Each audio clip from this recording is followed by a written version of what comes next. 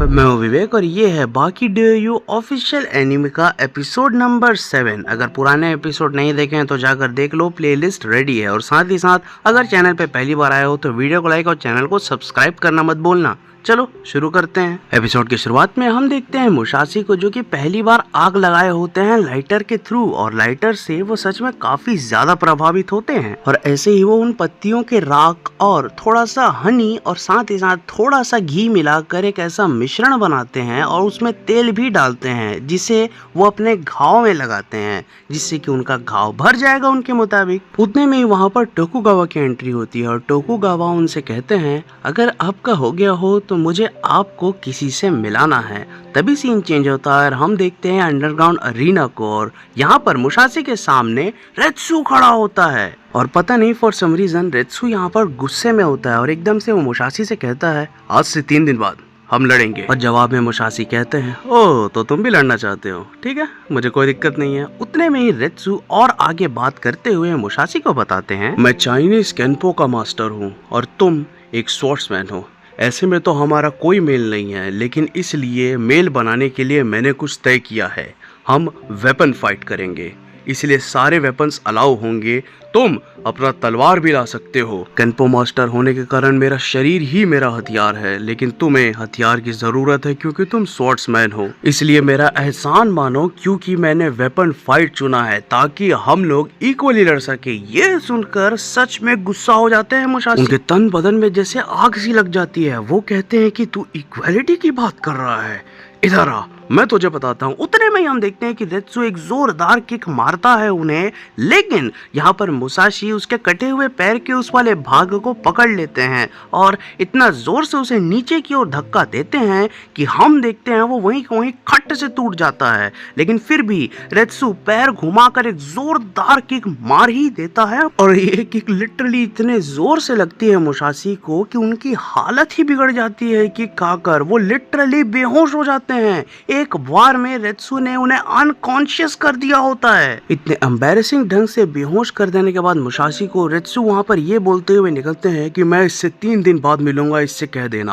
और यहाँ पर तभी सीन होता है चेंज और हम देखते हैं मोटोबे को, जो कि टोकुगावा से बात करने आए होते हैं उसी रात। और मोटोबे टोकुगावा को बताते हैं कि वो जानते हैं कि रेत्सु और मुसाशी की फाइट होने वाली है, तो वो बस इतना चाहते हैं कि मुसाशी से लड़ने के लिए रेत्सु शॉट गन लेकर जाए, क्योंकि मुसाशी इतना बड़ा मॉन्स्टर है कि रेत्सु उसे ऐसे हरा ही नहीं सकता। उसका शरीर, उसका मार्शल आर्ट्स, उसका सारा एक्सपीरियंस धरा का धरा रह जाएगा। तभी टोकुगावा मोटोबे को बताते हैं कि उस फाइट में वेपन्स अलाउड हैं, लेकिन केवल मीले वेपन्स अलाउड हैं, ना कि कोई ऑटोमेटिक चीज। और यहाँ पर टोकुगावा मोटोबे से ये भी कहते हैं कि अगर तुम्हें रेत्सु की इतनी चिंता हो रही है तो तुम ही मुसाशी से पहले लड़ लो, हरा दो उसे। बोलो, लड़ना चाहोगे मुसाशी से? तो यहाँ पर ऐसे ही जवाब देते हुए मोटोबे कहते हैं, हाँ मैं लड़ना तो चाहता हूँ और मैं लड़ूंगा भी, लेकिन अभी वो सही वक्त नहीं आया है।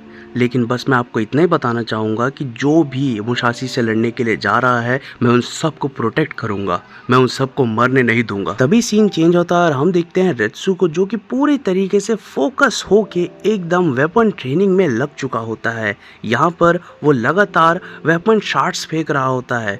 उन शॉट्स को वो लगातार फेंक रहा होता है, एकदम महारत से उसे हासिल हो गई होती है उसमें शुरू से ही। और यहाँ पर उतने में ही वो एक लंबी सी तलवार निकालता है, उसे चलाता है और इतना जोर से स्लाइस करता है उस लकड़ी के तख्ते को कि लिटरली वो क्लीनली कट जाता है। उसका एक पीस जमीन में एकदम से धड़ाम से गिरता है। और उतने में ही हम देखते हैं कि वहां पर कोई आता है और रेत्सु की तारीफ करता है, और ये और कोई नहीं काकू कायो ही होते हैं, द ग्रैंड मास्टर। तभी सीन होता है चेंज और हम देखते हैं यहाँ पर रेत्सु बाकी लड़ाई की ट्रेनिंग ले रहा होता है। और यहाँ पर वो बंदा पहले रेत्सु को बहुत सारा मारता है, लेकिन रेत्सु केवल रुककर एक ही अटैक करते हैं और वो बंदा वहीं के वहीं ढेर हो जाता है। लगातार ट्रेनिंग चल रहा होता है रेत्सु का, यहाँ तक कि रेत्सु को सारे स्टूडेंट के साथ साथ खुद काकू कायो ट्रेनिंग दे रहे होते हैं। यहाँ पर वो हमें बताते हैं कि अगर आपको किसी ब्लेड या स्वॉर्ड चलाने वाले बंदे से लड़ना है तो आपको फेदर बनना होगा। इतना कहकर वो फेदर को उछालते हैं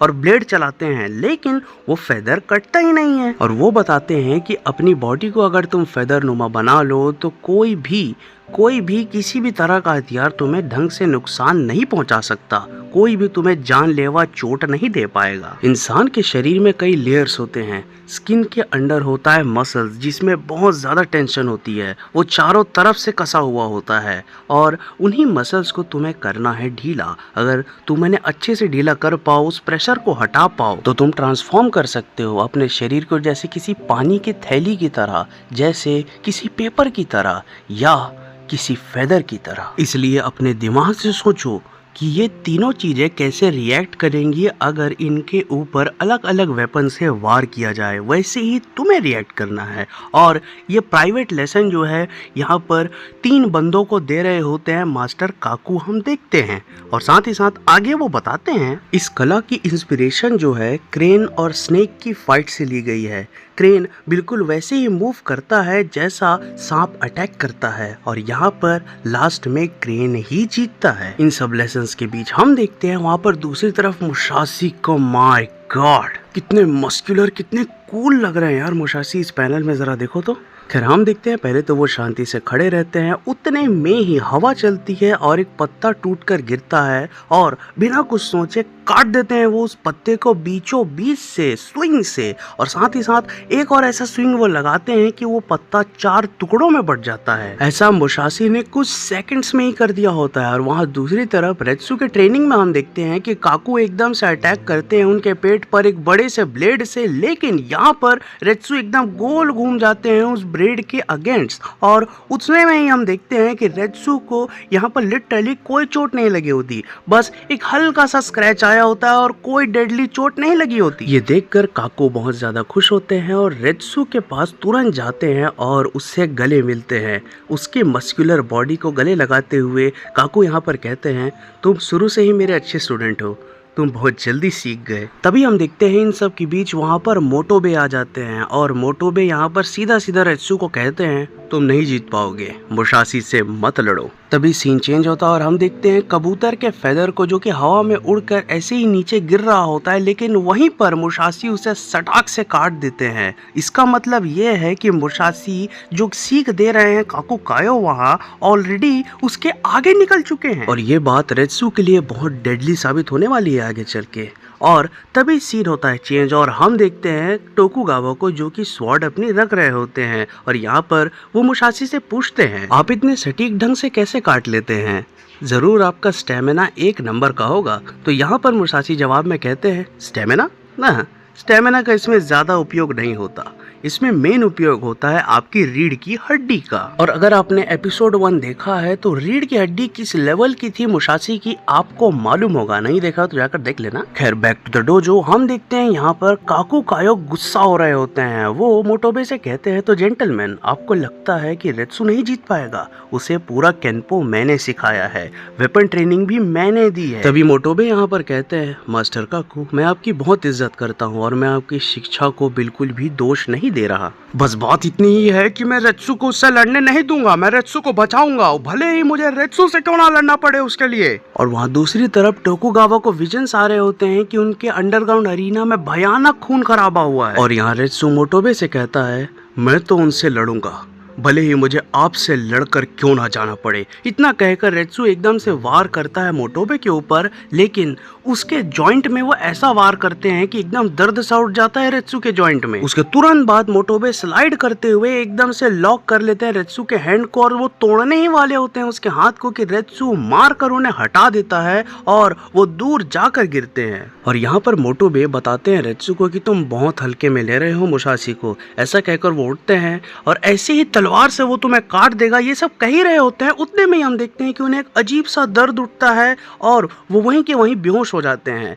काकू कायो ने एक जोरदार पंच मारा होता है उन्हें और वो रेत्सु से कहते हैं, क्या कर रहे हो तुम, क्यों लड़ रहे हो उससे, तुम्हें कल के लिए एनर्जी चाहिए और तुम उसे वेस्ट कर रहे हो, ये तो तुम्हारा हाथ ही तोड़ देता। और यहाँ पर काकू को उन्हें बचाने के लिए थैंक यू कहता है रेत्सु। और अगले ही दिन हम देखते हैं मैच का दिन और यहाँ पर सारे लोग आ चुके होते हैं जो कि बहुत अच्छे तरीके से एनिमेट किए गए हैं, लेकिन वो सब एक्साइटेड से ज्यादा चिंतित होते हैं क्योंकि उनके सामने जो वो देख पा रहे हैं वो डराने वाला ज्यादा है। तो यहाँ पर हम देखते हैं एक पाइल को जिसमें बहुत सारे वेपन्स रखे होते हैं। फिर इसका क्या रिजल्ट निकले निकलेगा ये किसी को पता नहीं होता और ये एपिसोड यहीं पर समाप्त हो जाता है। लेकिन इसका क्या रिजल्ट निकलेगा ये तो अगले एपिसोड में हम जान सकते हैं, जिसमें ऑलरेडी काम चालू हो गया है। तो फिलहाल बस वीडियो को लाइक और चैनल को सब्सक्राइब कर लेना। Love you all, I am out.